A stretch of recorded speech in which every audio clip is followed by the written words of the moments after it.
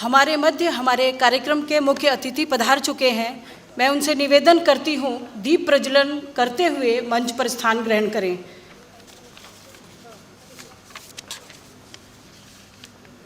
आदरणीय मुकेश जी, माननीय कृष्ण गोपाल जी, माननीय पन्नालाल जी, आदरणीय ब्रज किशोर कुटियाला जी से अनुरोध है कि दीप प्रज्वलन करते हुए मंच पर अपना स्थान ग्रहण करें। दीप मंत्र के लिए मधु जी।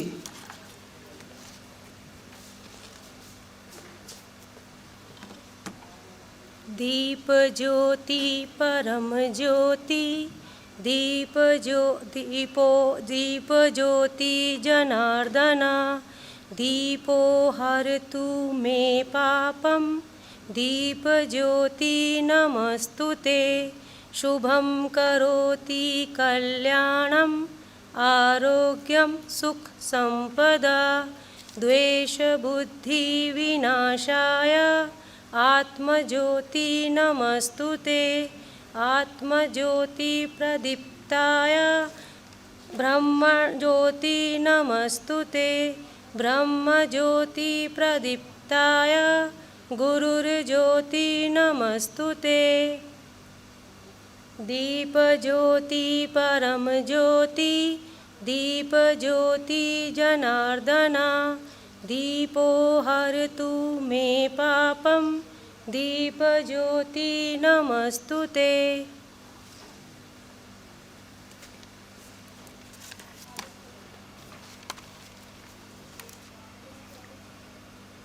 परहित सरिस धर्म नहीं भाई, पर पीड़ा सम नहीं अधमाई। इसको चरितार्थ किया संघ के अनुसांगिक संगठन सेवा भारती ने। कोरोना महामारी की पहली और दूसरी लहर में जब समाज त्राही कर रहा था, उस समय राष्ट्रीय स्वयंसेवक संघ के अपने कार्यकर्ता एवं सेवा भारती के कार्यकर्ता जगह जगह पर सेवा के लिए, लोगों की मदद के लिए खड़े रहे। चाहे वो ऑक्सीजन सिलेंडर उपलब्ध कराना हो या उन लोगों को ऑक्सीमीटर उपलब्ध कराना हो, भोजन या दाह संस्कार, हर जगह समाज में सेवा भारती के कार्यकर्ता उपलब्ध हुए। इस परिस्थिति से निकलने में भी सेवा भारती और अपने कार्यकर्ताओं ने उत्कृष्ट सहयोग किया है। आज इन्हीं सब कार्यों की कॉफ़ी टेबल बुक, एक इस पे पुस्तक और वीडियो जो छोटी फिल्म बनी है, उसको लोकार्पण करने के लिए हम सभी इस सभागार में उपस्थित हुए हैं।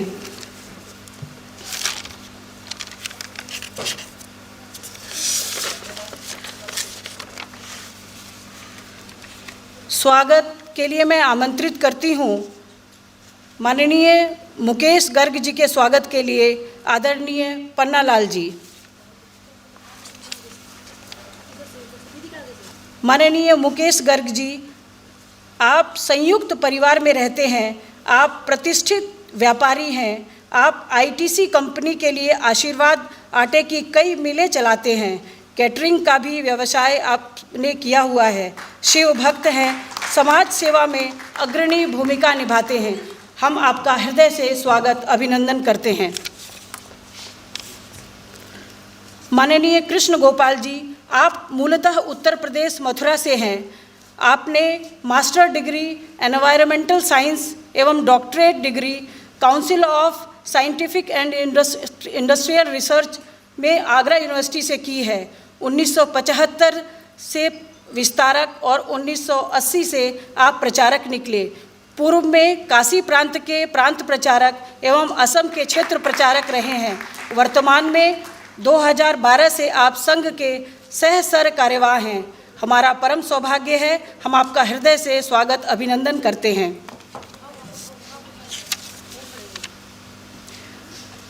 आदरणीय पन्नालाल जी के स्वागत के लिए मैं आमंत्रित करती हूं अतुल गंगवार जी को। आदरणीय पन्नालाल जी, आप उद्योगपति हैं, सामाजिक कार्यों में बढ़ चढ़कर हिस्सा लेते हैं। आप राष्ट्रीय सेवा भारती के माननीय अध्यक्ष हैं। हम आपका हृदय से स्वागत करते हैं।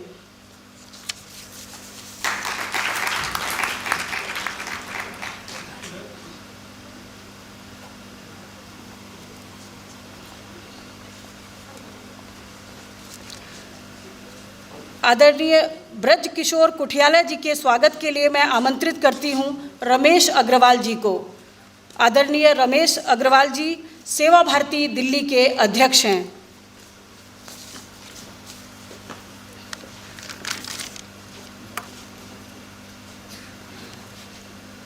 माननीय ब्रज किशोर कुठियाला जी, आप उच्च शिक्षा में विगत 50 वर्षों से कार्यरत हैं। IIMC दिल्ली में 20 वर्ष से कार्य कर रहे हैं। आप माखन लाल चतुर्वेदी पत्रकारिता विद्यालय के 2 बार कुलपति रहे हैं। वर्तमान में हरियाणा राज्य उच्च शिक्षा परिषद के आप चेयरमैन हैं। आप भारतीय चित्र साधना के अध्यक्ष हैं। फिल्म एवं टेलीविज़न प्रशिक्षण में आपका विशेष योगदान है। हम आपका हृदय से स्वागत अभिनंदन करते हैं।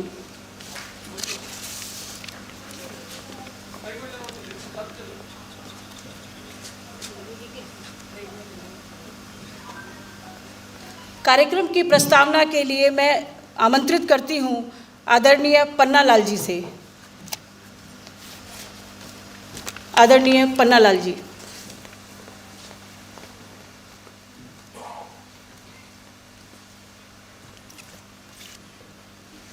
मंच पर उपस्थित माननीय सह सहायकारवा डॉक्टर कृष्ण गोपाल जी, इस कार्यक्रम के अध्यक्ष माननीय मुकेश जी गर्ग, भारतीय चित्र साधना के अध्यक्ष ब्रज किशोर कुठियाल जी एवं उपस्थित बंधु भगिनी, राष्ट्रीय सेवा भारती सेवा कार्य के लिए सदैव संकल्पित है और अपने प्रयासों से सेवा संस्थाओं मंच पर लाकर जागरण, सहयोग, प्रशिक्षण एवं अध्ययन के माध्यम से समस्त भारतवर्ष में शिक्षा, स्वास्थ्य, सामाजिक और स्वावलंबन के हजारों प्रकल्प चला रही है।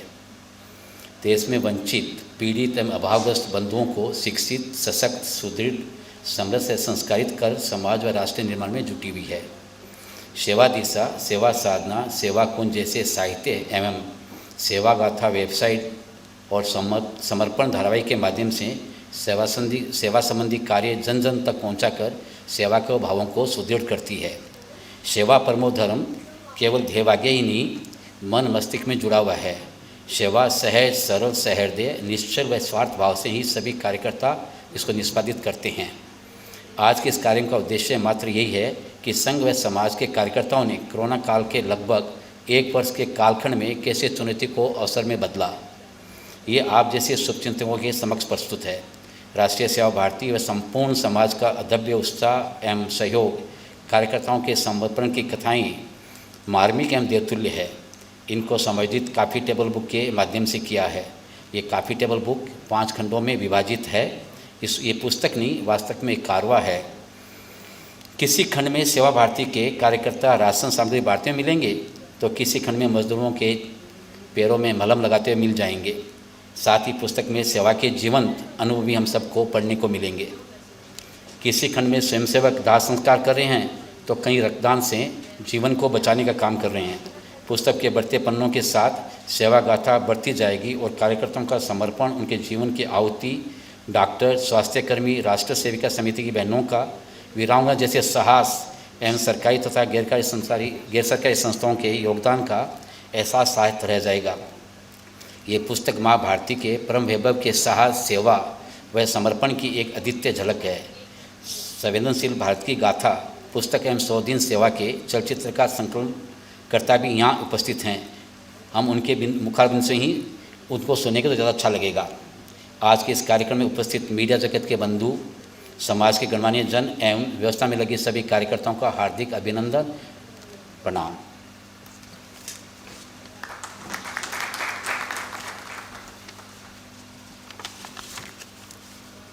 संवेदनशील भारत की सेवा गाथा, इस पुस्तक के परिचय के लिए मैं आमंत्रित करती हूँ श्री प्रशांत पॉल जी को। आदरणीय प्रशांत पॉल जी, आप इंजीनियर हैं।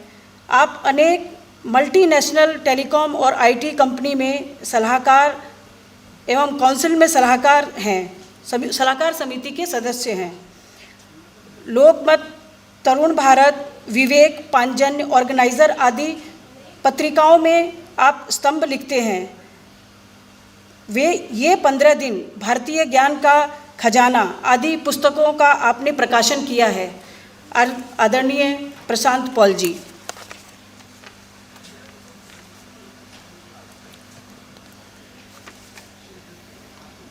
नमस्कार।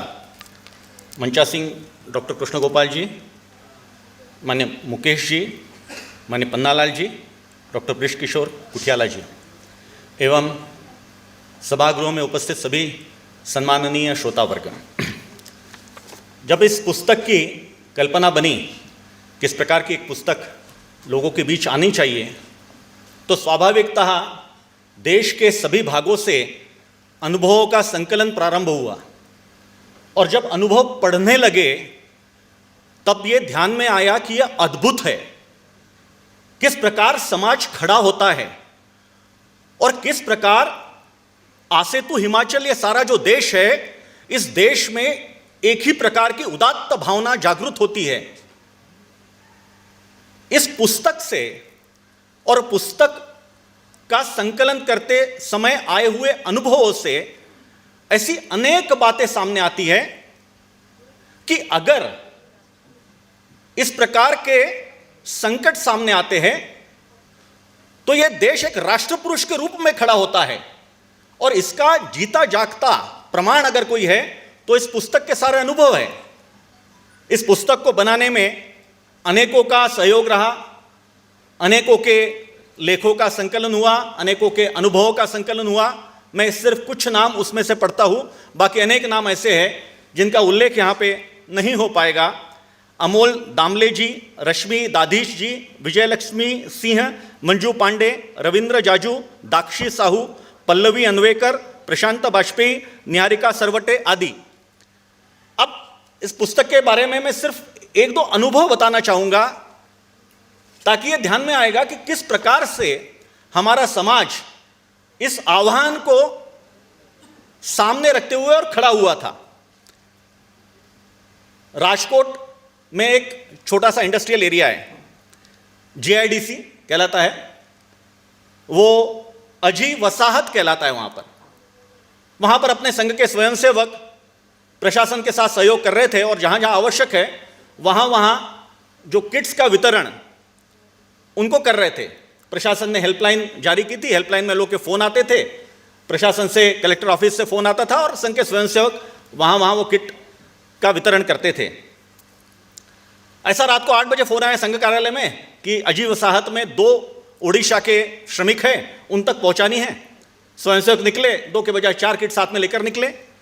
वो 2 श्रमिक आइडेंटिफाई हुए, वहां पे किट दी। जब किट दे रहे थे तो सामने एक व्यक्ति खड़ा था, उसने हाथ जोड़कर कहा कि आप इस प्रकार की सामग्री का वितरण कर रहे हैं। इन्होंने कहा हम संघ के स्वयंसेवक हैं और वितरण कर रहे हैं। उनका सामने एक मकान है, वहां पर कृपया आप कुछ सामग्री अगर आपके पास होगी तो दे सकते हैं क्या? इन्होंने कहा बड़े आनंद से, अवश्य। वो गए, वहां पर जर्जर मकान था, कुंडी खटखटाई। एक वृद्ध महिला 80 वर्ष की धीरे धीरे सामने आई, उसके पीछे 10 वर्ष का बालक। इन्होंने कहा कि मकान में और कोई है क्या? उसने कहा नहीं, इसके माँ पिता मतलब मेरे लड़का और बहू अभी 1-1.5 वर्ष पहले एक्सीडेंट में चल बसे, मैं ही इसका पालन पोषण कर रही हूँ। 4 घर में बर्तन वगैरह मांज कर सारा काम करके इसका भरण पालन करती हूँ। दुर्भाग्य से कोरोना के कारण, लॉकडाउन के कारण कुछ नहीं बचा, तो पिछले 3 दिन से मात्र पानी पिला करके, उबाल करके इसको पाल रही हूँ। वो कहता है कि अब कब मिलेगा, मैं कहता हूँ ईश्वर, मैं कहती हूँ ईश्वर आएगा, और आप तो ईश्वर के रूप में आ गए। इन्होंने, अपने कार्यकर्ताओं ने उनको, उस महिला को 2 किट दी। महिला ने 1 किट रखी और उसने कहा नहीं आप 1 लेकर जाइए। कार्यकर्ताओं ने आग्रह किया नहीं हमारे पास 2 किट है और आप रखिए, आपको आवश्यकता लगेगी। उसने कहा नहीं, और जिनको आवश्यकता होगी उनको आप दीजिए, जैसे आप ईश्वर जैसे आए वैसे आवश्यकता होगी तो फिर से ईश्वर आ जाएगा। यह भारत है। इस प्रकार की उदात्त भावना यह पूरे सारे देश के कोने कोने में दिखी। ऐसे कई उदाहरण है। मैं एक और एक तो छोटे से बिल्कुल उदाहरण आपके सामने रखना चाहूंगा। ये जब श्रमिक वापस आए तो सबने कहा कि अब तो देश में बहुत ज्यादा गंभीर मामला खड़ा होगा, असंतोष निर्माण होगा। ये सारे श्रमिक चलकर आ रहे हैं, 30, 40, 50, 60 लाख श्रमिक आ रहे हैं। तो सब ने लिखा, बाहर की मीडिया ने लिखा कि अब तो देश में बहुत कठिन समय आएगा। लेकिन ऐसा हुआ नहीं। किसी भी श्रमिक ने किसी को ना गाली दी, ना पत्थर उठाए, ना लूटपाट की। सारे रास्ते में इन श्रमिकों को सब लोगों ने, सारे समाज ने उठकर इनकी सेवा की और वो दृश्य अद्भुत थे। एक पुलिस का सादा कांस्टेबल जो थक के आ रहा, एक श्रमिक पांव में छाले हो गए, उस छालों को अपने हाथ से मलम लगा रहा है। ये चित्र है। पुलिस का जो चेहरा हमारे सामने आता है उससे बिल्कुल अलग छवि है ये इस प्रकार के अनेक अनुभव वहां पर आते हैं और उसी के साथ आती है कृतज्ञता की अद्भुत भावना। जो श्रमिक अपने अपने गांव में गए, उन्हीं के बारे में दो छोटे छोटे किस्से। एक तो जो ऑटो से जो वाहन मिला, जैसे मिला, नहीं तो पैदल लोग चले वहां पर, तो गोरखपुर, उत्तर प्रदेश के गोरखपुर के पिपराइच एक गांव है छोटा सा, उस गांव के सुभाष पांडे ये परिवार के साथ ऑटो से लॉकडाउन लगने के बाद अप्रैल में अपने घर पे गए। सब कुछ ठीक ठाक हो गया, मुंबई से वो गए वहां पर, वापस आए, मुंबई के लिए निकले। इंदौर में जब वो आए, इंदौर बाईपास पे इंदौर का बोर्ड देखा, वहां ऑटो रोकी। उपमा पांडे उनकी जो पत्नी थी वो वहां रुकी। उसने अपने हाथ का, वहां भोजन करने वाले थे, भोजन के लिए रुके, अपने पास का जो कोर था, पहला कोर उस इंदौर लिखे हुए बोर्ड के सामने रखा और कहा, पहला भोग इस इंदौर को जिसने विपरीत समय में, कठिन समय में मेरे और मेरे परिवार को, मेरे बाल बच्चों को न सिर्फ भोजन दिया, पानी दिया, दवाई दी, सब कुछ दिया, उस इंदौर के लिए। यह भारत है। ये जो श्रमिक वापस गए, बिहार के पूर्णिया जिले में 24 गांव हैं, 24 शालाएं हैं, इनको क्वारंटाइन करने के लिए शाला में रखा गया। स्वाभाविक है, उस समय क्वारंटाइन 2-2 हफ्ते के लिए शालाओं में रखते थे, गांव में, घरों में अंदर प्रवेश नहीं था। इन्होंने कहा क्या किया जाए, तो इन्होंने कहा नहीं, शाला को हम ठीक करेंगे। पूर्णिया जिले की 24 शालाएं इन्होंने चकाचक कर दी, श्रमदान से की। पश्चिम चंपारण जिला, बिहार का ही, नेपाल से लगा हुआ, वहां पर वाल्मीकि नगर है। वाल्मीकि नगर में लक्ष्मी नगर सहकारी माध्यमिक विद्यालय, वो विद्यालय में भी ऐसे ही श्रमिक रुके। उन्होंने कहा कि नहीं, हम तो शाला को ठीक करेंगे। पहले दूसरे दिन जब सरकार के प्रतिनिधि वहां पर आए, उनका बस सामान दे दीजिए। सारे लोग जो श्रमिक थे वे भवन निर्माण में थे, रंग पुताई में थे, तो प्रशासन ने उनको सारा रंग पुताई का सारा सामान दिया। 10-12 दिनों में उन्होंने शालाओं को ऐसा मस्त बेहतरीन बना दिया कि किसी भी प्राइवेट शाला की टक्कर में वो सरकारी शाला खड़ी हो गई। जब कलेक्टर महोदय खुद वहां पर आए प्रशंसा करने के लिए, उन्होंने उनको इसका मुआवजा दिया, देने की पेशकश की कि आपने मेहनत की है, मेहनत आना है, सरकार की ओर से आपको ये मेहनत आना है। श्रमिकों ने नहीं लिया। कलेक्टर के शब्द है, कोरोना के ऐसे विपरीत और विषम परिस्थिति में जब सबको आर्थिक समस्या आ रही है, उस समय ये श्रमिक इसलिए मना कर रहे हैं कि ये तो मेरे गांव की शाला है, मैंने किया तो क्या बड़ा किया, इसलिए हम पारिश्रमिक नहीं लेंगे। ये भारत है। और ऐसे ही भारत की अनगिनत गाथाएं इस पुस्तक में समाविष्ट है। एक पूरा चित्र सामने आता है कि कोरोना की जो पहली लहर में किस प्रकार से समाज, सारा समाज, संघ के स्वयंसेवक और उसके कारण चेतना निर्माण होने के कारण सारा समाज, सारी संस्थाएं सामने आती है और इस देश में एक नया मजबूत भारत का चित्र खड़ा करती है। उसकी गाथा, यानी संवेदनशील भारत की सेवा गाथा। धन्यवाद।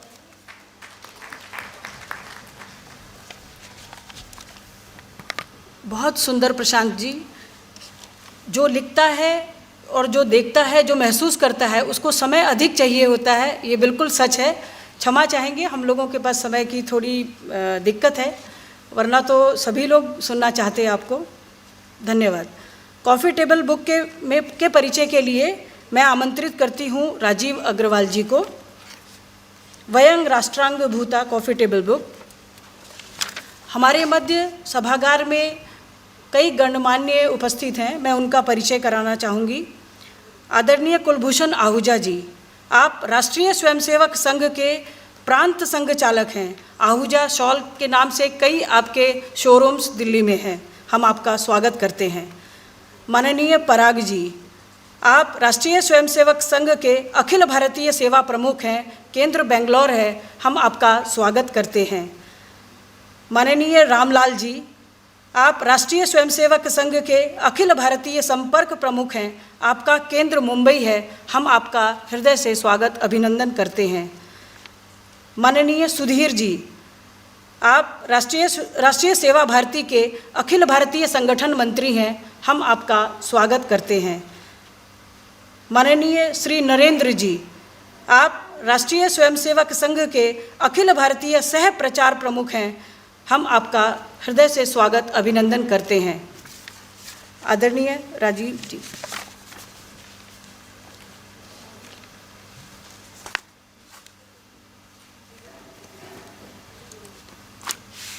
राष्ट्रीय स्वयंसेवक संघ के सरकारवा डॉक्टर कृष्ण गोपाल जी, कार्यक्रम अध्यक्ष श्री मुकेश गर्ग जी, राष्ट्रीय सेवा भारती के अध्यक्ष श्री पन्नालाल जी, भारतीय चित्र साधना के अध्यक्ष श्री बीके कोठियाला जी, इस हॉल में उपस्थित सभी लोगों का मैं हार्दिक वंदन अभिनंदन करता हूँ।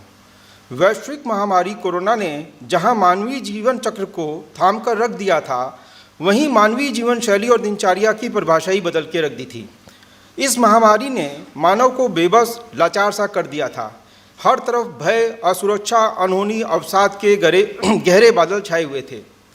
ऐसे में केंद्र सरकार एवं राज्य सरकारें तो अपना काम कर ही रही थीं, बट राष्ट्र और मानव सेवा के लिए समर्पित देश में आई किसी भी प्रकार की विपत्ति, आपदा के समय सहायता में अग्रणी भूमिका निभाने को अपना धर्म समझने वाले विश्व के सबसे बड़े सामाजिक संगठन राष्ट्रीय स्वयंसेवक संघ, राष्ट्रीय सेवा भारती, भला इस आपदा के समय अपने सेवाभावी चरित धर्म से कैसे दूर रह सकते थे। संगठनात्मक ही नहीं, व्यक्तिगत रूप से राष्ट्रीय सेवा भारती एवं स्वयंसेवकों ने मानव सेवा को माधव सेवा मानकर सेवा यज्ञ में अपनी आहुति देने से कोई कसर नहीं छोड़ी और सेवा के और भी अनूठे उदाहरण प्रस्तुत किए गए। इन्हीं सेवा कार्यों को कॉफ़ी टेबल बुक के रूप में, व्यंग राष्ट्रांगभूता के रूप में हम लोगों ने सहेजने की कोशिश की है। कंसेप्ट ये था कि हम एक चित्रावली की तरह एक चित्रों से को प्रदर्शित करती हुई पुस्तक को हम प्रेजेंट करें। इस पुस्तक में 128 पेज में हमने 44 हमारे जितने भी अधिकतर प्रांत हैं उनके विभिन्न प्रकार के सेवा कार्यों को संयोजित करने की कोशिश की है। ये पुस्तक दो प्रकार से हमने बनाई है, एक हार्ड कवर में है और एक पेपर बैक में है। इस पुस्तक को हमने सेवा के कार्यों की दृष्टि से 5 खंडों में बांटा हुआ है। 5 खंड जैसे सुधा तृप्ति, स्वास्थ्य लाभ, पुनर्स्थापना, धर्म, कर्म प्रतिष्ठा और समाज का पुरुषार्थ, 5 खंडों में हमने 9 चैप्टर लिए हैं। साथ ही इसमें हमने सेवा के वीडियो लगाए हैं, 12 वीडियो हैं जिनके QR कोड वहाँ पर लगे हुए हैं। उन QR कोड को हम स्कैन कर अपने मोबाइल पर, इलेक्ट्रॉनिक माध्यम पर उन वीडियो को भी देख सकते हैं। समाज जीवन के विशिष्ट लोगों को निःशुल्क प्रति देने का निर्णय लिया गया है, जिसके लिए हम सेवा भारती सभी के बड़े आभारी हैं। खासतौर से श्री पन्नालाल जी, श्री पराग जी के बहुत बहुत आभारी हैं। कार्य थोड़ा कठिन था क्योंकि इतना ज़्यादा कार्य हुआ था। 5000 से ज़्यादा फोटो कंटेंट हमारे पास था, जिसको हमें मात्र एक प्रेजेंटेबल 128-130 पेजों में इकट्ठा करना था, प्रदर्शित करना था और सभी सेवा कार्यों को कवर करना था। इसके लिए माननीय सहसाकारवास माननीय मनमोहन वैद्य जी और माननीय रामलाल जी के एवं सेवा भारती के अध्यक्ष श्री पन्नालाल जी के मार्गदर्शन में एक हमारी टीम बनी, जिसमें हमारी नियमित बैठकें होती थीं। उन बैठकों में पुस्तक की रूपरेखा क्या रखी जाएगी, उसका संरचना कैसी होगी, वो डिसाइड किया गया। और फोटो और वीडियो जो एक बड़ा काम था कि कैसे उसमें से हम 400 फोटो या 300 फोटो ढूंढें, उसके लिए लगातार माननीय मनमोहन वैद्य जी, माननीय रामलाल जी का हमें मार्गदर्शन मिलता रहा। 5-5, 6-6 घंटे की मीटिंग्स होती रहीं, तब हम उस काम को सफलतापूर्वक कर पाए। इसमें हिंदी का कंटेंट बहन अनीता जी और इंग्लिश का कंटेंट बहन कस्तूरी जी के जिम्मे रहा। फोटो का कार्य विजय कांति जी के जिम्मे रहा। साथ ही सेवा भारती के से श्री पराग जी, श्री पन्नालाल जी, श्री ऋषि डंडवाल जी और सुधीर जी का एवं प्रचार विभाग से श्री अनिल जी का विशेष सहयोग मिला हमें, जिसके हम बहुत आभारी हैं, जिन्होंने नियमित बैठकों में हमारा मार्गदर्शन दिया एवं प्रांतों से सामग्री उपलब्ध कराई, जो एक बड़ी चुनौती जैसा था। हम साथ ही में प्रफुल्ल केतकर जी, कुलदीप जी, चिराग जी, इन सब के आभारी हैं जिन्होंने बहुत अपना बहुमूल्य समय और सहयोग देके इस पुस्तक में हमें सहयोग प्रदान किया। साथ ही हम प्रभात जी, प्रभात प्रकाशन से उनका भी आभारी हैं कि उन्होंने इसका प्रकाशन किया। साथ ही मैं सभी संघ एवं सेवा भारती के माननीय पदाधिकारियों का धन्यवाद देता हूं कि इस काम में एक मेरे को भी मौका दिया गया कि मैं कुछ कर पाऊं। इस काम में हम एक और अपनी टीम है, दीपा है, निरंजन है, मंगलेश हैं, जो 24 घंटे लगे रहे कोरोना काल में भी, कोरोना होने के बाद भी फ़ोन पर संपर्क में रहे। मैं उनका भी धन्यवाद देता हूं और आप सभी का बहुत बहुत धन्यवाद। अभी यहाँ पर बहन अनीता जी हैं, मैं उनसे माननीय विजय कांत्री जी पहुंच रहे हैं, उनसे बात हुई है। माननीय रामलाल जी हैं यहाँ पर। सभी का धन्यवाद, बहुत बहुत धन्यवाद।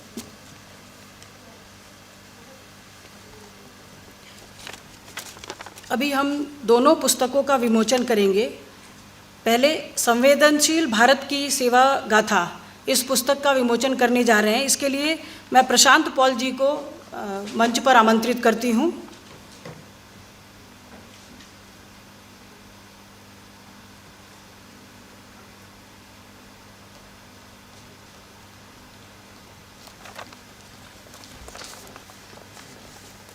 हमारे सभी अतिथि इस पुस्तकों को खोलेंगे और इसका विमोचन करेंगे, लोकार्पण करेंगे।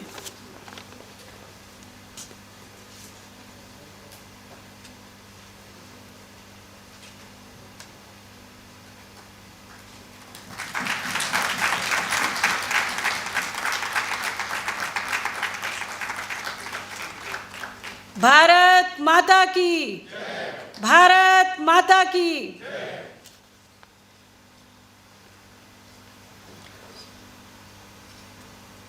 इसके बाद हम अपनी वयंग राष्ट्रांग भूता कॉफ़ी टेबल बुक का भी लोकार्पण करेंगे। इसके लिए मैं माननीय रामलाल जी को मंच पर आने के लिए आग्रह करती हूँ।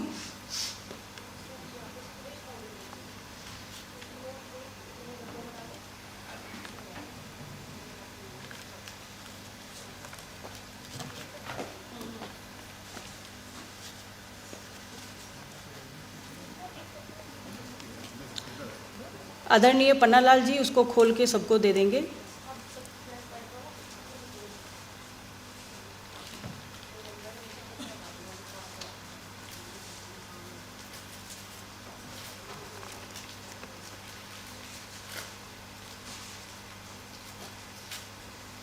ये एक पुस्तक ही नहीं, हजारों लाखों कार्यकर्ताओं ने दिन रात करके जो किए हुए कार्य हैं उसकी जानकारी और प्रेरणा लेने के लिए इन पुस्तकों का निर्माण हुआ है। समय बीत जाता है लेकिन ये चीज़ें याद रहती हैं कि किस प्रकार से स्वयंसेवकों ने अपनी जान को जोखिम में डालकर समाज के लिए सेवा कार्य किया।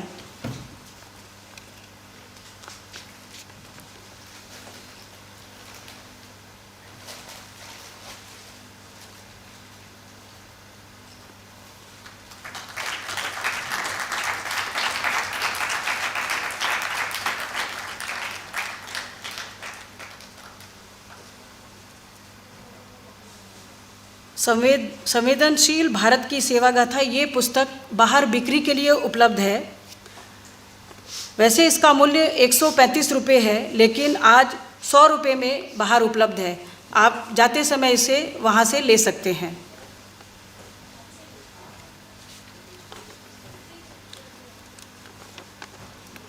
कार्यक्रम को आगे बढ़ाते हुए आज के हमारे इस कार्यक्रम के आदरणीय अध्यक्ष श्रीमान मुकेश गर्ग जी को मैं अध्यक्षीय भाषण के लिए आमंत्रित करती हूँ। आदरणीय मुकेश गर्ग जी।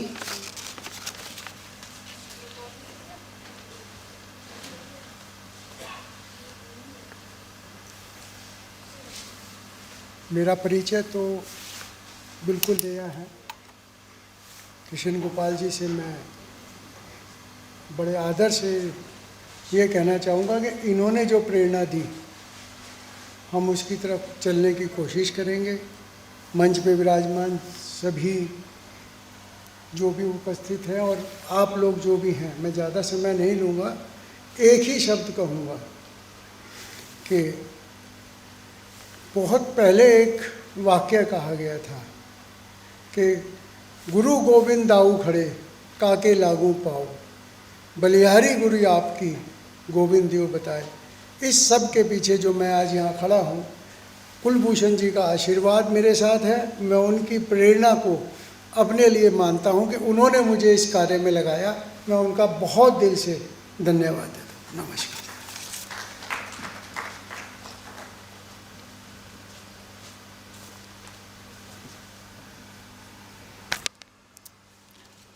धन्यवाद मुकेश जी। अब मैं, जिनका हम सभी को इंतज़ार है, अपने मुख्य वक्ता डॉक्टर कृष्ण गोपाल जी से अनुरोध करूंगी कि हमारा मार्गदर्शन करें, जिनके मार्गदर्शन में संघ के सभी स्वयंसेवक प्रेरणा लेकर आगे बढ़ते रहे हैं, आदरणीय कृष्ण गोपाल जी।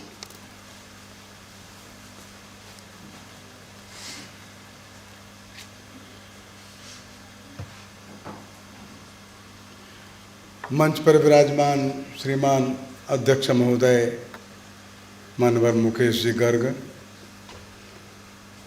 श्रीमान कुलपति महोदय ब्रजकिशोर जी कुठियाला, श्रीमान पन्नालाल जी भंसाली और इस सभागृह में उपस्थित आदरणीय बंधुओं बहनों, दो पुस्तकों का विमोचन आज इस कार्यक्रम में संपन्न हुआ है। एक पुस्तक है वयम राष्ट्रांगभूता और दूसरी पुस्तक है जो कोरोना काल में सेवा के कार्य हुए उसको लेकर के संवेदनशील भारत और सेवा के कार्य आदि, ऐसा दो ग्रंथ आज हमारे सामने प्रस्तुत हुए हैं। दोनों ग्रंथों की जो पृष्ठभूमि है वो तो कोरोना की त्रासदी है, जिसको कि सारे विश्व ने पिछले लगभग पौने 2 वर्षों में प्रत्यक्ष देखा है। वर्तमान युग में जो समाज है उसने पहली बार अपने जीवन काल में ऐसी मानवीय त्रासदी को देखा, अनुभव किया और स्वयं भुगता, जिसमें कि विज्ञान के आधुनिकतम यंत्र, उपकरण, औषधि, खोज, उससे युक्त मानव कहीं न कहीं पराजित हो गया। मनुष्य के पास संपदा भी थी, मनुष्य के पास अनेक प्रकार की नए नए शोध के लिए प्रयोगशालाएं भी थी, बड़ा विलक्षण मस्तिष्क भी था, लेकिन कहीं न कहीं वो हतप्रभ था, निराश भी था और कुछ भी न कर पाने के कारण असमंजस में था। धरती का सबसे जो शक्तिशाली राष्ट्र कहा जाता है अमेरिका, या उसके ही जैसे अन्य विकसित राष्ट्र है जैसे कि जर्मनी है, फ्रांस है, यूके है, इटली है, ये सभी राष्ट्र इस त्रासदी के कारण से परेशान हो गए। ऐसी महामारी तेजी के साथ फैली और सारे विश्व में व्याप्त हो गई। अनेक देश अपने आंकड़े प्रस्तुत नहीं करते, छिपा लेते हैं, अलग बात है, लेकिन कम ज़्यादा इस संकट को संपूर्ण विश्व ने प्रत्यक्ष अपने यहाँ देखा। लोगों के मरते देर नहीं लगती थी। स्वस्थ दिखने वाले नौजवान तरुण लोग 35-40 वर्ष की आयु के 2, 3, 4 दिन में चले जाते थे। सभी नगर, ग्रामीण क्षेत्र, कुछ भी अछूता नहीं बचा। सारे जो प्रयास थे ऐसा लगता था कि बेकार ही सिद्ध हो जाते हैं। बीमारी अपने आप आती है, अपने आप चली जाती है। फिर भी मनुष्य ने अपने अपने प्रयत्न तो किए। ऐसे संकट के समय में सरकार तो कुछ करती है, उसकी जिम्मेदारी है। चिकित्सालय अपना काम करते हैं, प्रशासनिक अधिकारी अपना काम करते हैं। और ऐसे समय में समाज की एक जिम्मेदारी बन जाती है, समाज अपना काम करता है।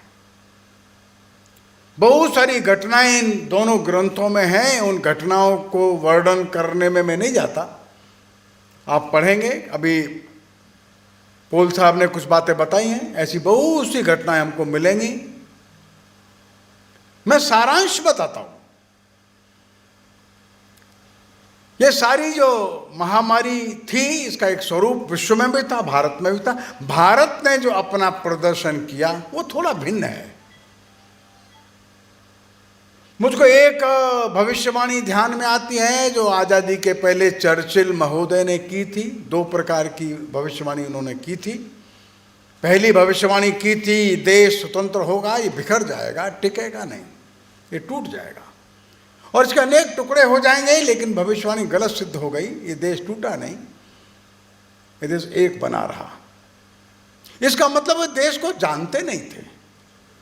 देश को बिना जाने समझे वे घोषणा और भविष्यवाणी कर रहे थे।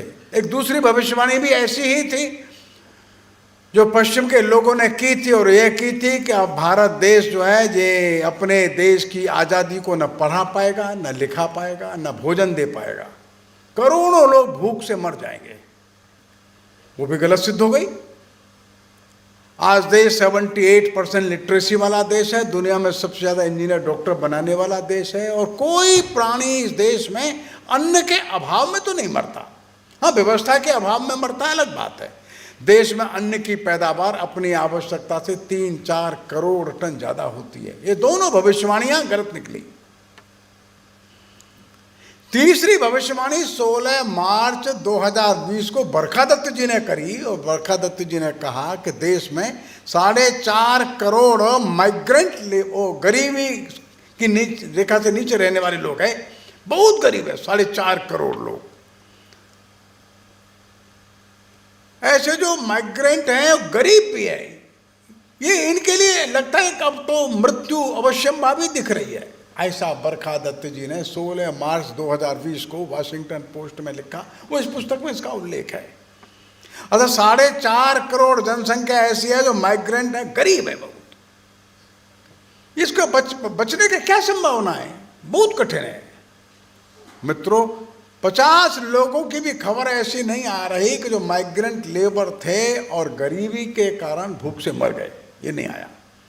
हो सकता है कि थकान के कारण से, कोई कठिनाई बीमारी के कारण से, कोई दुर्घटना के कारण से मर गए, ऐसा तो हो सकता है। यह भविष्यवाणी भी गलत सिद्ध हुई। इसका मतलब यह है कि जो लोग भविष्यवाणी करते हैं ये देश को नहीं समझते, ऊपर ऊपर से देखते हैं, बाकी और देशों को देखकर यहाँ की कल्पना करते हैं। हमारे देश के अंदर की कुछ ताकत है। हमारा देश जो ऊपर से भौतिक दृष्टि से दिखता है वो देश नहीं है, देश के अंदर कुछ है। भारत जो है ये दिखता है उतना नहीं है, भारत एक अंदर है। ये भारत भावनाओं का नाम है, भारत अंतर संवेदनाओं का नाम है।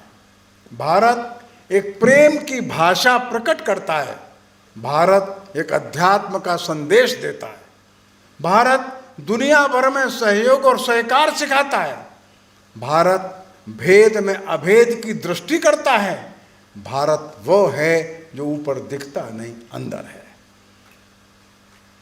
इस बात को ये लोग नहीं समझ पाते। त्रासदी तो आई, ये सच बात है, और ये एक पहली त्रासदी नहीं है, अनेक त्रासदी आती है किलारी में भूकंप हो गया, वो भुज में भूकंप हो गया, केदारनाथ की विपत्ति आ गई, ऊपर उत्तरकाशी में भूकंप हो गया, तमिलनाडु में चक्रवात आ गया, आंध्र में तूफान आ गया, कहीं अचानक भारी बाढ़ आ गई। आती है त्रासदी, तो आती है, छोटी छोटी से आती है। 10-20 लाख 50 लाख लोग प्रभावित हो गए, 1 करोड़ 2 करोड़ लोग प्रभावित। इस बार तो सब प्रभावित हो रहे थे, बड़ी त्रासदी थी। बंधुओं, जो खास बात जो है, असली जो संदेश है इस पूरी त्रासदी की घटनाक्रम का, वो ठीक है, वो दवाई कम पड़ गई, कहीं ऑक्सीजन कम पड़ी, कहीं बेड कम पड़े, ये ठीक बात है। लोगों की मृत्यु हो गई, एकदम ज़्यादा मृत्यु हो गई, सब ठीक है। लेकिन देश कितनी जल्दी खड़ा होता है, देश के लोगों के अंदर कौन सी भावना है जो उनको दौड़ करके आगे आने का संदेश देती है, ये मुख्य बात है। कौन सी भावना है जो उनको घर के अंदर बैठने नहीं देती। एक दिन मेरे पास टेलीफोन आया मथुरा से कि यहाँ बहुत से लोग पैदल पैदल आ रहे हैं। वो बिल्कुल लॉकडाउन हुआ था, थोड़े दिन के बाद ही, शायद अप्रैल का महीना था, हजारों लोग पैदल पैदल पैदल पैदल मथुरा की सीमा के अंदर आ रहे थे, उत्तर प्रदेश के अंदर आ रहे थे, पैदल जा रहे थे। वहाँ के लोगों ने जगह जगह भोजन के स्टॉल लगा रखे थे, 10-10 हज़ार 15-15 हज़ार भोजन बना के लाते थे। एक फ़ोन मेरे पास से आया कि भाई साहब, वो ऐसा है कि लोगों के पैर में चप्पल नहीं है, एक 5-7 हज़ार चप्पल एक भिजवा सकते हो तो तुरंत भिजवा दीजिए। मैंने एक्शन शू वाले हमारे सुभाष जी, उनको फ़ोन किया, सुभाष जी कुछ चप्पल हो सकता है? हाँ हो सकता है। तुरंत उन्होंने अपनी फैक्ट्री तो बंद चल रही थी कोरोना के का, फिर भी वहाँ के जो स्टोर कीपर है उनको फ़ोन किया, मैनेजर को फ़ोन किया, वहाँ है चप्पल। तुरंत 6,000 जोड़ी चप्पल वो ट्रक में लाद करके भेज दिए। एकदम उन्होंने लाइन लगा दिया, अपने नंबर का चप्पल पहनिए, जाइए भोजन का पैकेट लेते जाइए साथ साथ। अगले दिन फिर 6,000 चप्पल भेज दिया उन्होंने। 4-5 दिन बाद 6-7 हज़ार चप्पल उन्होंने प्रयाग भेज दिया, वहां वनवासी क्षेत्र के लोग आ रहे थे। लोगों को आश्चर्य था, चप्पल पहनने वालों को भी आश्चर्य था। ये खाना का पैकेट भी देते, पानी की बोतल भी देते और पहनने को चप्पल भी देते, कोई सा चप्पल पहन करके चले जाओ। जैसे पोल जी कह रहे थे ना, ये भारत है, ये देखो ये भारत है। छोटा बालक है, उसके लिए 4 नंबर की चप्पल भी है, उसकी माँ है उसके लिए 6 नंबर की चप्पल है, उसके पिता उसके लिए 8 नंबर की चप्पल भी है, पैसा नहीं लेते। भोजन का पैकेट भी देते हैं, हाथ जोड़ करके विदा करते हैं, तब तक बसें आने लगे, अब बस बैठ के जाओ और 2 पैकेट और ले जाओ, तुमको देवरिया जाना है, तुमको गोरखपुर जाना है, तुमको बलिया जाना है, ले जाओ। नमकीन पूरी बनवा रहे हैं, उसमें अजवाइन डाल रहे हैं, उसमें थोड़ा सा अचार रख रहे हैं, थोड़ा गुड़ रख रहे हैं, सब्जी खराब हो जाएगी, सब्जी अभी खा लेना, कल ये पूरी खा लेना। बंधुओं, ये जो प्रेम है, ये जो ममता है, आत्मीयता है, इसका नाम भारत है। ये केवल भारत में ही है, ध्यान रखना।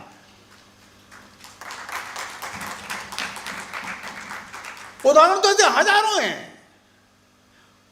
जो सामर्थ्यवान था वो घर के बाहर आ गया। कितने गुरुद्वारों ने लंगर खोल दिए, ऑक्सीजन के गैस के लंगर खोल दिए। ऑक्सीजन गैस मिलती है, ले जाओ। गुरुद्वारे वाले गैस के सिलेंडर भरवा करके दे रहे थे। हमारे जो एम्स के बाहर विश्राम सदन है, उन्होंने सैकड़ों गैस के सिलेंडर मंगा लिए। आप ले जाइए, खाली करके दे जाइए, ले जाइए, खाली करके दे जाइए, पैसा नहीं लेते। अन्य क्षेत्र वालों ने किट्स हजारों की संख्या में बनवा दी है। अक्षय पात्र वाले जो है, उन्होंने हजारों नहीं लाखों किट्स बनवा दिए। मेरे पास फोन आते थे उनके अक्षय पात्र वालों के, भाई साहब एक 20,000 किट्स कहाँ भिजवाने बताइए। लोगों ने गंगा के किनारे किनारे लोगों की लिस्ट बनाना शुरू किया। हरिद्वार, ऋषिकेश, गढ़ मुक्तेश्वर, कर्णवास, आपका सोरों, ब्रह्म घाट जो है वो बिठूर, प्रयाग, काशी। जो मल्ला है, नाव चलाता है, वो फूल बेचने वाली है, वो दिया बत्ती बेचती है, वो है, वो चाय बेचता था घाट पर, कोई आता ही नहीं। कहाँ से इसकी रोजी चलेगी? तो गंगा समग्र के लोगों ने जगह 10,000 किट्स बनवा करके बंटवा दिए। 5 किलो आटा है, 4 किलो दाल है, 2 किलो चीनी है, इसमें चाय की पत्ती 1 किलो है, बच्चों के लिए सूखा दूध 2 किलो रखा है, 1 किलो 2 किलो सरसों का तेल रखा है। किट्स बना, 10,000 नहीं लाखों करोड़ों की संख्या में लोग सूखा भोजन किट्स बांटने लगे। लाखों करोड़ों की संख्या में लोगों ने भोजन के पैकेट, कौन सा मठ, कौन सा मंदिर था जो नहीं बांट रहा था? केरल की अम्मा है वो बंटवा रही थी, रामकृष्ण मिशन के लोग वहां बंटवा रहे थे, सारे गुरुद्वारे यहां बंटवा रहे थे। कोई धार्मिक संस्थान, कोई सामाजिक संस्था घर नहीं बैठी थी, सारी सावधानी बरतते हुए समाज में कोई भूखा ना सो जाए।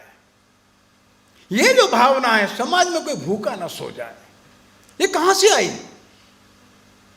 ये हमारे देश का सनातन विचार, सनातन दर्शन है। और ये कहानी तो हजारों हो जाएंगी, कहानी के कंटेंट में जाओ, कहानी के अंदर आत्मा में जाओ।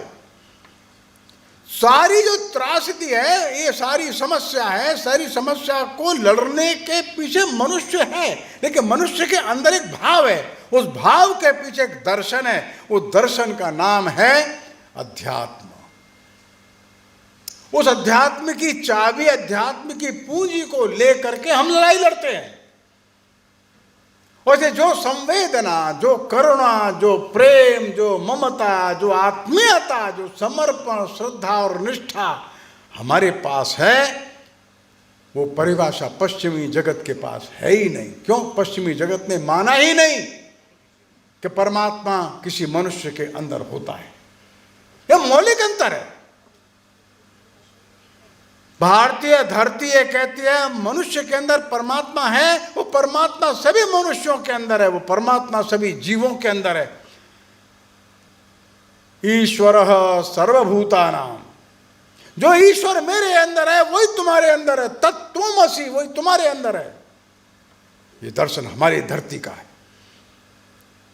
दुनिया के लोगों ने क्या परमात्मा सातवें आसमान के ऊपर है, धरती पर नीचे नहीं आता। हमने कहा नहीं, परमात्मा सबके अंदर है और बराबर है। परमात्मा को खोजने, परमात्मा को ढूंढने, कहीं दूर जाने की आवश्यकता नहीं है। जो कष्ट में है, जो दुख में है, जो विपत्ति में है, बस परमात्मा तुम्हारी परीक्षा लेता है। बंधुओं, ये नया दर्शन है जो हमारे भारत का है। ये दुनिया के लिए नया लगता है, हमारा दर्शन हजारों वर्ष का सनातन है। और इसलिए मनुष्य दूसरे की सेवा करके आनंदित होता है। भारत में दूसरे की सेवा करके अपने को धन्य मानता है, दूसरे की सेवा करके अपने अंदर के रीतेपन के खालीपन को भर लेता है।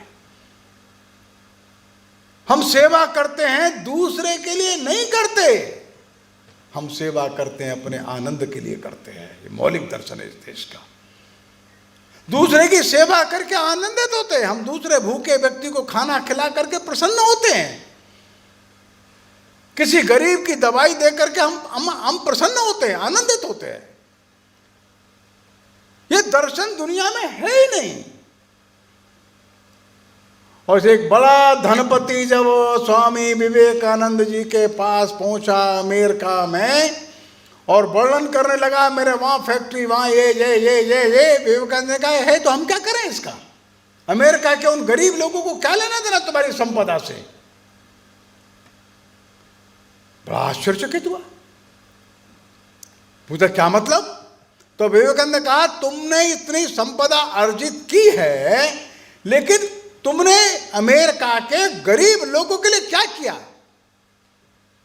यहां गरीब महिलाओं के लिए अस्पताल की आवश्यकता थी, तुमने शुरू किए। यहां गरीब लोगों के लिए विद्यालय की आवश्यकता थी, तुमने प्रारंभ किए। यहां गरीब लोग भोजन के अभाव में दम तोड़ देते, सड़कों पर तुमको लज्जा नहीं आती? रॉकफेलर नाम का जो बड़ा धनपति था, उसको ऐसा डांटने वाला कोई व्यक्ति मिलेगा इसकी उसको कल्पना ही नहीं थी। रॉकफेलर बिना नमस्ते करे उठ करके चला गया। फिर आता है कुछ महीने के बाद, स्वामी जी मैं फिर आया हूं आपके पास, आइए बैठिए, क्या बात है? जो आपने उस दिन मेरे को कहा था, मैंने देखिए वहां विद्यालय, वहां हॉस्टल, वहां ये हॉस्पिटल, ऐसा मैंने शुरू किया है। अब तो आप मेरे को धन्यवाद दीजिए। स्वामी जी ने कहा मैं धन्यवाद दूं तुमको या तुम मेरे को धन्यवाद देने हो? आप मेरे को धन्यवाद दो भाई। ये तुम्हारे अंदर प्रेरणा आई, इंस्पिरेशन आया, ये ड्यू टू मी। ये मेरे कारण से। फिर बेचारा शर्मिंदा हो गया। दुनिया को बोध कराने का दायित्व हमारा है, ये इस धरती का दायित्व है। तुम सेवा करते हो किसी की तो उपकार नहीं करते, हम सेवा करते हैं किसी की तो किसी के ऊपर एहसान नहीं करते, अपने आनंद के लिए करते हैं। एक बड़ा सुंदर और संवाद है, वो संवाद है याज्ञवल्क्य का और उनकी पत्नी का। उनकी दो पत्नी हैं, मैत्रेयी और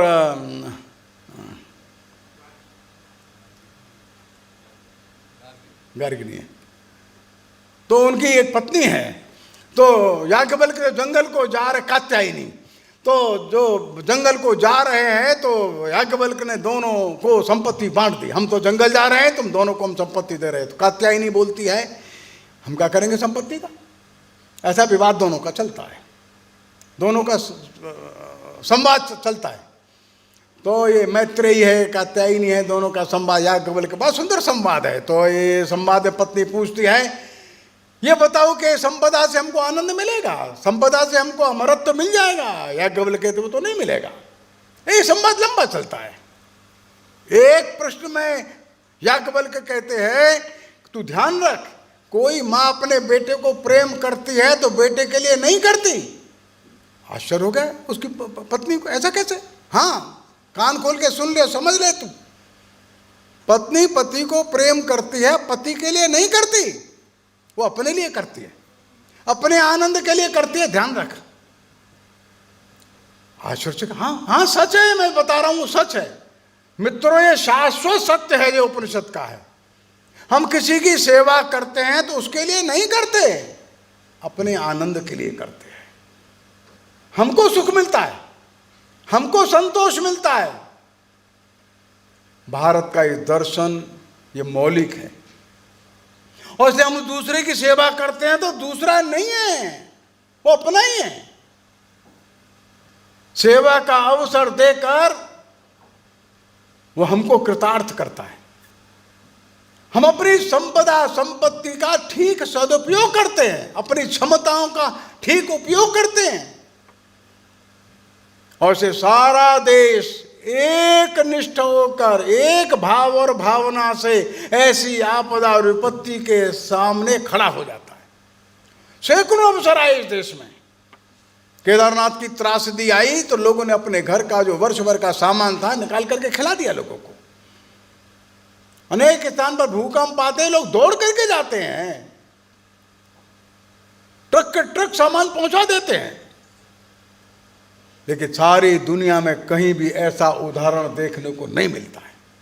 भूकंप तो अमेरिका में भी आता है, कनाडा में भी आता है, ऑस्ट्रेलिया में भी आता है, तूफान भी आता है, हजारों लोग लाखों लोग मर जाते हैं, घिर जाते हैं। उनकी सहायता करने के लिए सरकार जाती है और सामान्य व्यक्ति कहता है ये हमारी जिम्मेदारी नहीं है भाई, ये सरकार की जिम्मेदारी है।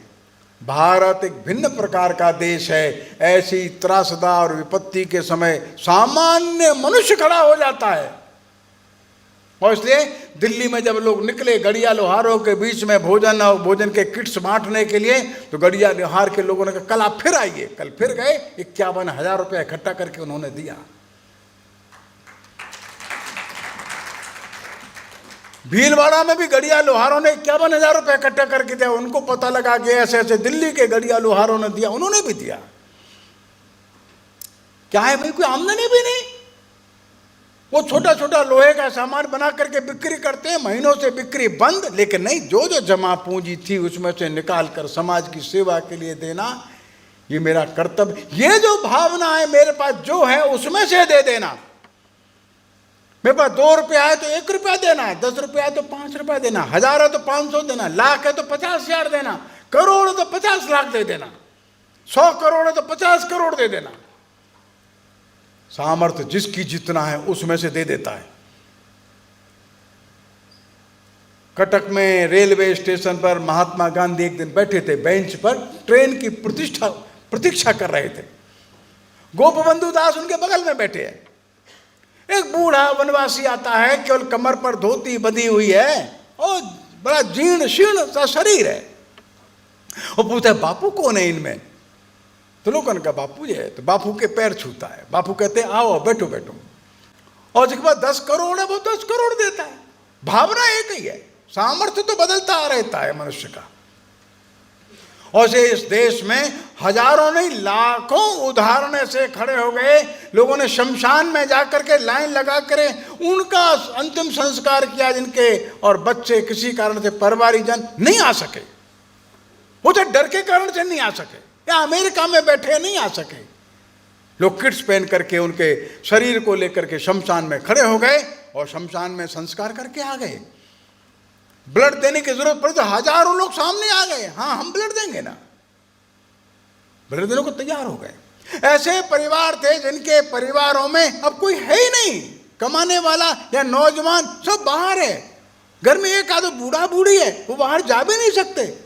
तो कॉलोनी ने ऐसे लाखों लोगों की व्यवस्था देश में बना ली कि उनके घर आप खाना दे करके आएंगे, उनके घर के बाहर लटका दो, वो उठा लेंगे, बाकी कागज फेंक देंगे। हर दिन नियम से दोनों समय उनके घर के दरवाजे पर भोजन का पैकेट लटक जाता है। ये भारत है। सरकार नहीं, सरकार जो करेगी करेगी। अरे हमारे बगल में ये पड़ोसी है भाई, इसके बच्चे कहीं विदेश में है, बूढ़ा बूढ़ी 2 लोग हैं, अब जा नहीं सकते कहीं, इनका खाना कोई दूसरा हम देंगे ना। हजारों कॉलोनीज में, देश भर में लाखों परिवारों में पड़ोसियों ने पड़ोसियों की व्यवस्था संभाल ली, इसको हम भारत कहते हैं। हजारों स्थानों पर बच्चे जो अनाथ हो गए, उनकी व्यवस्था संभालने के लिए लोग आगे आ गए। बच्चे अनाथ हैं, सरकार करेगी तो करेगी। हमारा छात्रावास खुला है, हम अपने छात्रावास में 25 बच्चे रखेंगे। अनेक हिंदू संस्थाओं से आज आवेदन आ गया, भाई हमको 25 बच्चे दे दो, हमको 25, उनकी सारी पढ़ाई हम करेंगे।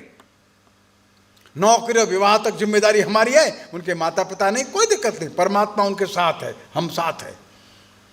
बंधुओं, ये केवल भारत नहीं होता है। वैसे भारत की जो विभूति है, भारत की जो आत्मा है, भारत की जो विशेषता है, वो हमारा दर्शन है, हमारी ईश्वरानुभूति है। वो ईश्वरानुभूति जो है हमारे अंदर की करुणा को पैदा करती है, हमारे अंदर की संवेदनाओं को पैदा करती है। हम 2 मानते ही नहीं, और इसलिए हजारों लोग दिल्ली में निकल जाते थे, क्या कबूतर को दाना डाल रहे, एक बोरा भर करके बाजरा गाड़ी में रखते हैं, 100 किलो बाजरा।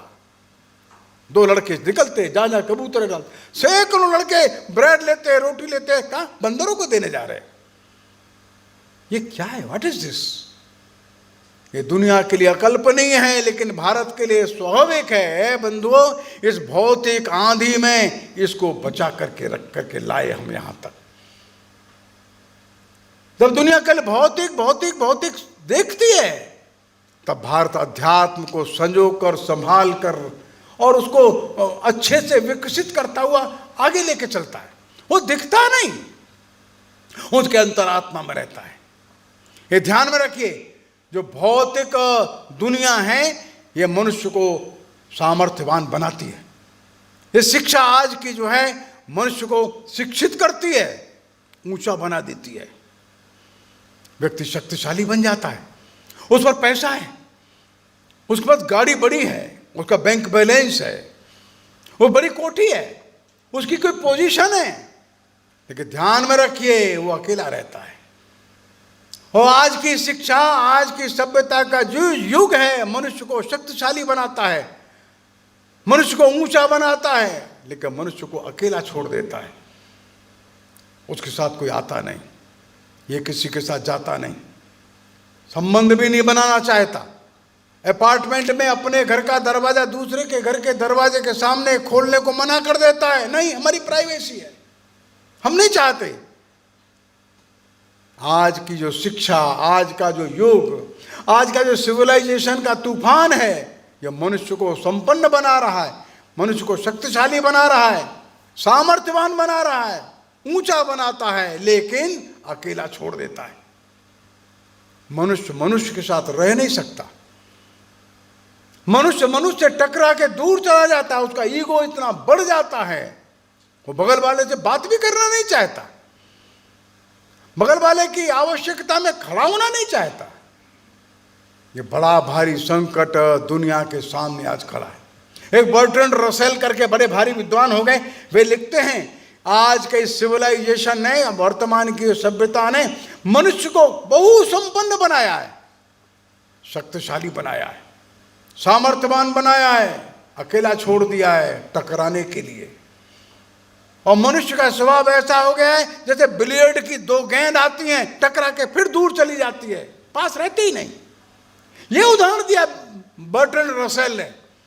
रसेल लिखता है आज मनुष्य बिलियर्ड की गेंद की तरह आता है, टकरा के दूर चला जाता है, टकरा करके दूर जाने के लिए ही निकट आता है। यह आश्चर्य है। आइंस्टीन कहता है कि जो वर्तमान का जो विज्ञान है ये प्लूटोनियम का शोधन कर सकता है, मनुष्य के हृदय का शोधन नहीं कर सकता, मनुष्य की हृदय की गहराइयों को नहीं बढ़ा सकता, मनुष्य के अंदर संवेदना नहीं जगा सकता, मनुष्य के अंदर करुणा है, मनुष्य के अंदर सहकार है, मनुष्य के अंदर श्रद्धा है, मनुष्य के अंदर निष्ठाएं हैं, ये नहीं जगा सकता। वर्तमान का विज्ञान, वर्तमान के बड़े बड़े धनपति, बड़े बड़े व्यापारी आज परेशान है इससे। वो उस राह पर चल पड़े जिस राह पर टकराट ही टकराट है। और ऐसे समय भारत एक संदेश लेकर के फिर खड़ा हो गया। कोरोना के काल में लड़ाई हर देश में आई थी, हमने लड़ाई लड़ी अपनी संवेदनाओं के आधार पर, हमने लड़ाई लड़ी अपनी भावनाओं के आधार पर, हमने संघर्ष जीता तो समाज की समवेत शक्ति के आधार पर, और उसके पीछे था हमारा ईश्वरीय भाव, हमारा आध्यात्मिक चिंतन, हजारों हजारों वर्षों का आध्यात्मिक दर्शन जो ऋषियों ने हमको दिया है। बंधुओं, यही इस कोरोना की सारी लड़ाई का मर्म है, यही इसकी आत्मा है। दुनिया के सामने हमारा यही एक उदाहरण है। ऐसे उदाहरण टर्की में क्यों नहीं खड़े हुए? ऐसे उदाहरण अमेरिका, यूके, ऑस्ट्रेलिया में खड़े क्यों नहीं हुए? गरीब लोगों के लिए लाइन लगा करके समाज के लोग ब्रेड मक्खन बांटने के लिए क्यों नहीं आए? क्यों?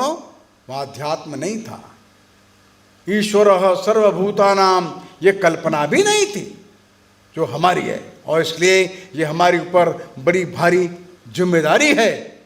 आने वाले समय में हम इस आध्यात्मिक भाव को दुनिया के दूर हर कोने तक पहुंचा सकें, और इसलिए दोनों पुस्तकों के पीछे का संदेश यही है। एक पुस्तक कहती है संवेदनशीलता हमारी अंतरात्मा के अंदर है, हम उस भाव से लड़ाई लड़ते हैं, और दूसरी पुस्तक कहती है वयम राष्ट्रांगभूताः, अर्थात हम इस राष्ट्र के अंगभूत हैं। उन भावनाओं के साथ इस राष्ट्र को लेकर के हम खड़े हो जाते हैं।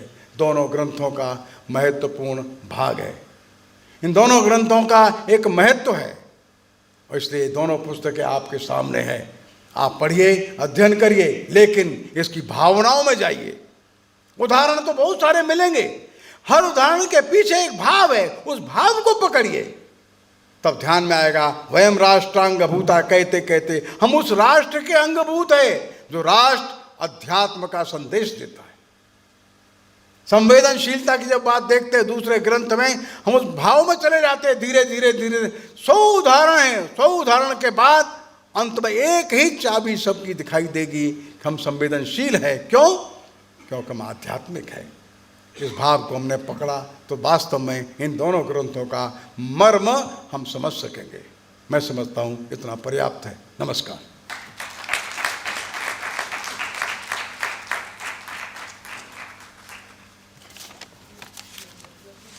धन्यवाद माननीय, आपने सेवा परमो धर्म का हमें संदेश दिया।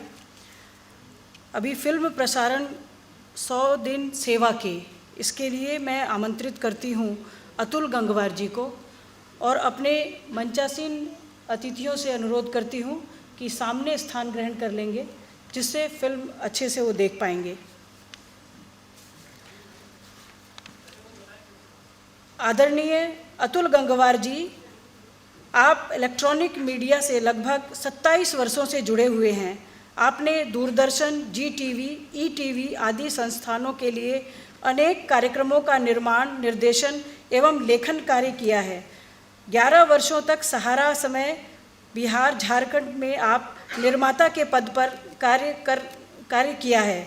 वर्तमान में 2 न्यूज़ पोर्टल का संचालन कर रहे हैं। स्वतंत्र लेखक एवं भारतीय चित्र साधना के आप सचिव हैं। अब इस फिल्म के बारे में थोड़ी सी जानकारी आप हमें देंगे। सभी उपस्थित बंधुओं को नमस्कार।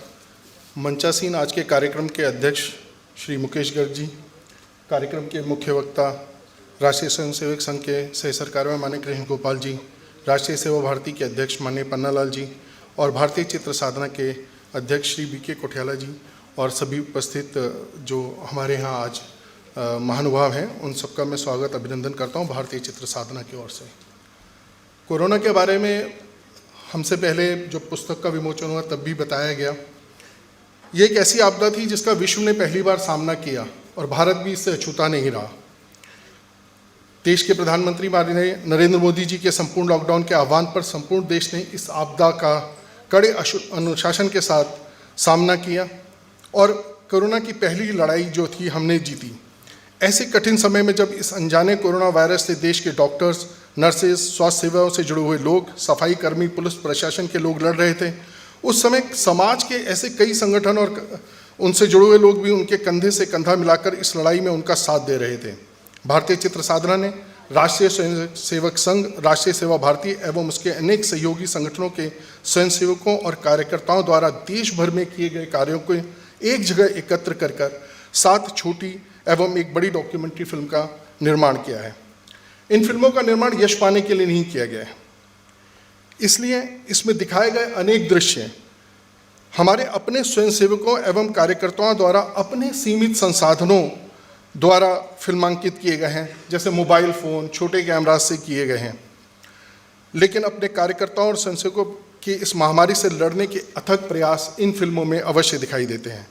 मैं फिल्मों का परिचय और उनके जो लोग उनके निर्माण के साथ जुड़े हैं उनका नाम उल्लेख करना चाहूँगा।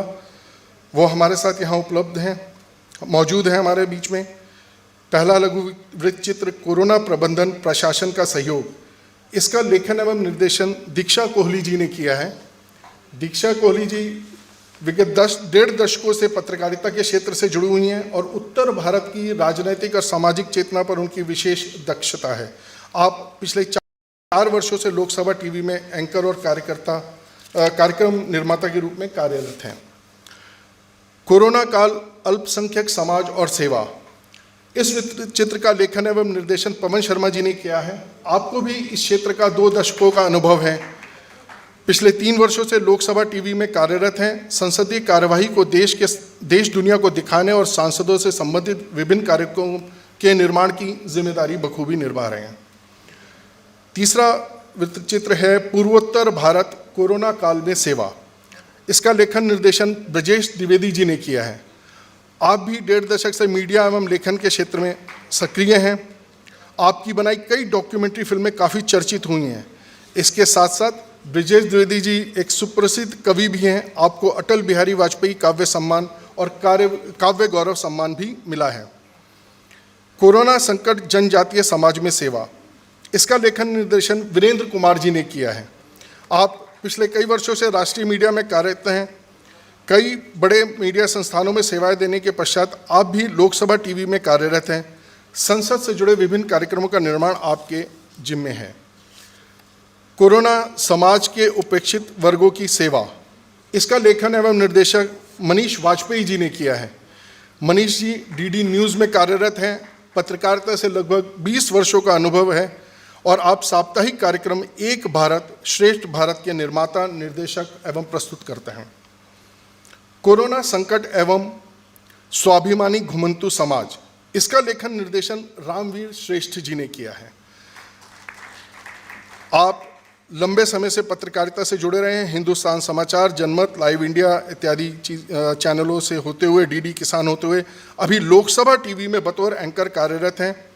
ग्रीन जर्नलिज्म व कृषि नीतियों में विशेष रुचि है और एक पुस्तक का लेखन कार्य भी कर रहे हैं ग्राम निर्भर भारत के नाम से।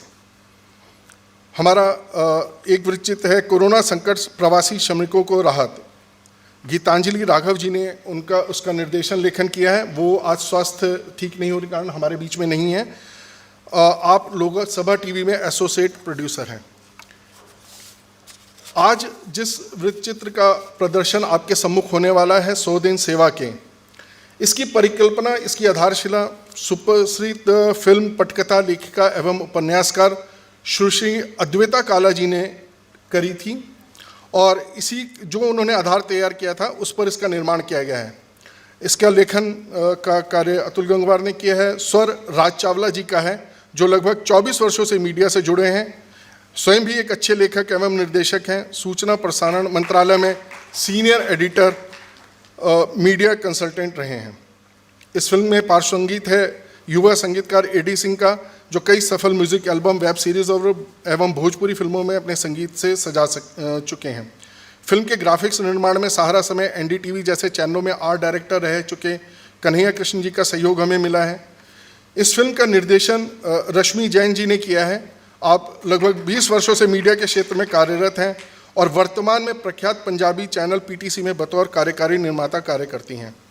इन सभी फिल्मों का एडिटिंग का काम जो है सुनील कुमार, अमित शर्मा एवं राहुल कुमार जी ने किया है। फिल्म के निर्माण में हमें एएनआई और दूरदर्शन का सहयोग भी मिला है।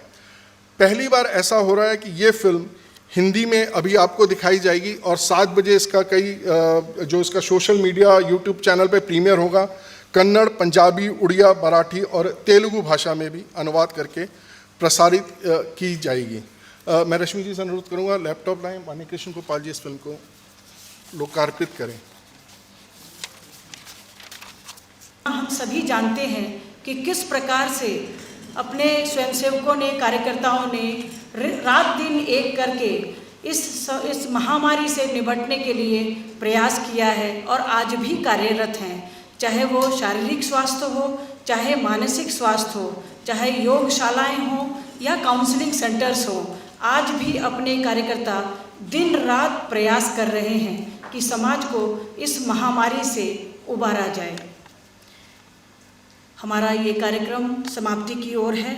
धन्यवाद ज्ञापन के लिए मैं आमंत्रित करती हूँ श्री ब्रज किशोर कुठियाला जी को। भारतीय चित्र साधना के आप अध्यक्ष हैं, ब्रज किशोर कुठियाला जी।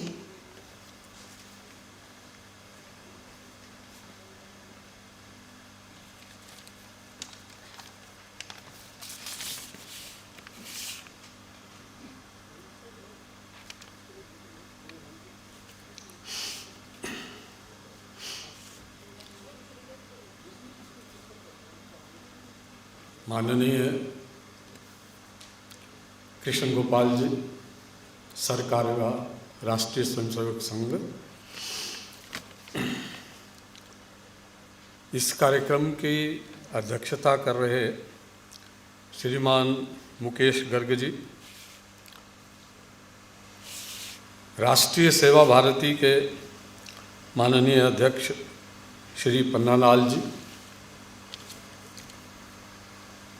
माननीय रामलाल जी, इस सभागार में उपस्थित आज इस कार्यक्रम की शोभा और गरिमा बढ़ाने के लिए उपस्थित बंधुवर एवं मातृशक्ति, पिछले 1.5 वर्ष में मानवता ने अभूतपूर्व संकट सहा है जो अभी भी कुछ मात्रा में चल रहा है।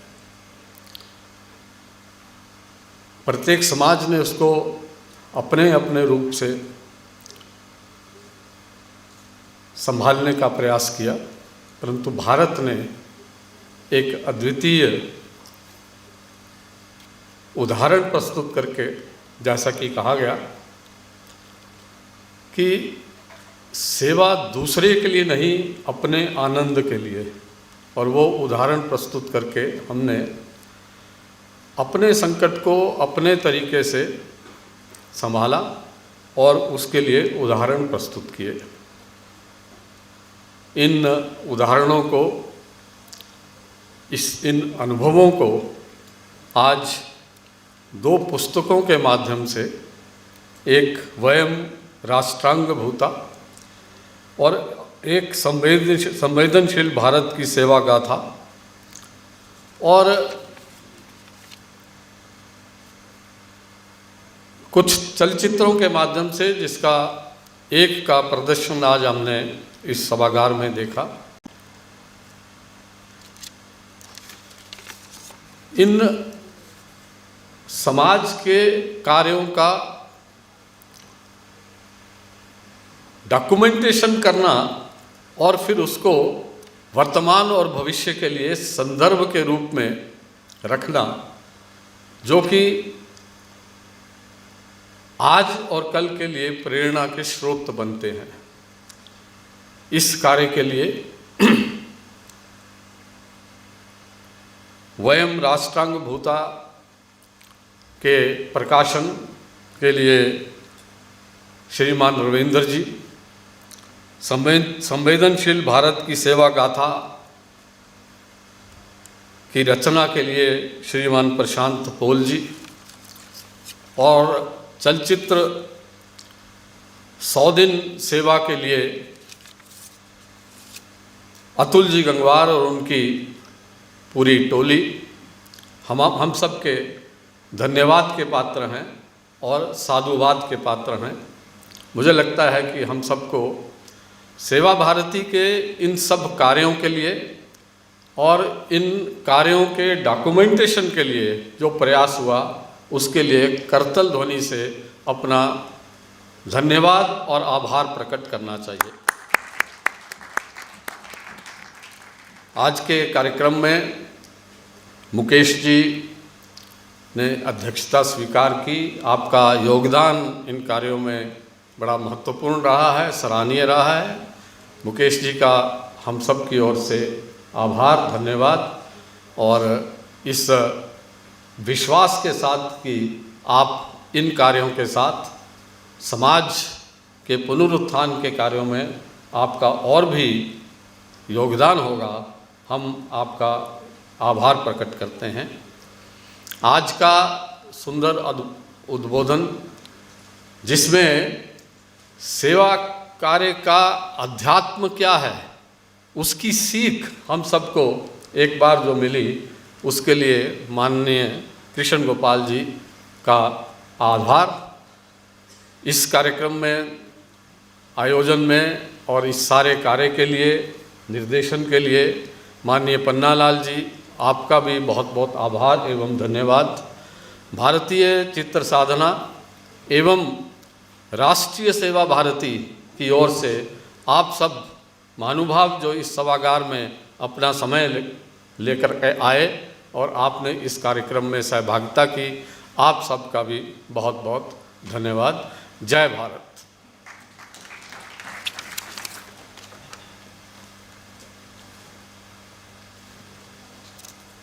धन्यवाद।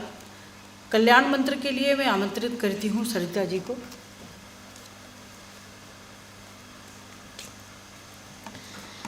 पहले मैं आधी पंक्ति बोलूँगी, उसके बाद आप सामूहिक बोलिएगा। कल्याण मंत्र की स्थिति। सर्वे भवन्तु सुखिनः, सर्वे भवन्तु सुखिनः, सर्वे सन्तु निरामया, सर्वे भद्राणि पश्यन्तु, मा कश्चित् दुःखभाग् भवेत्। ओम शांति शांति शांति।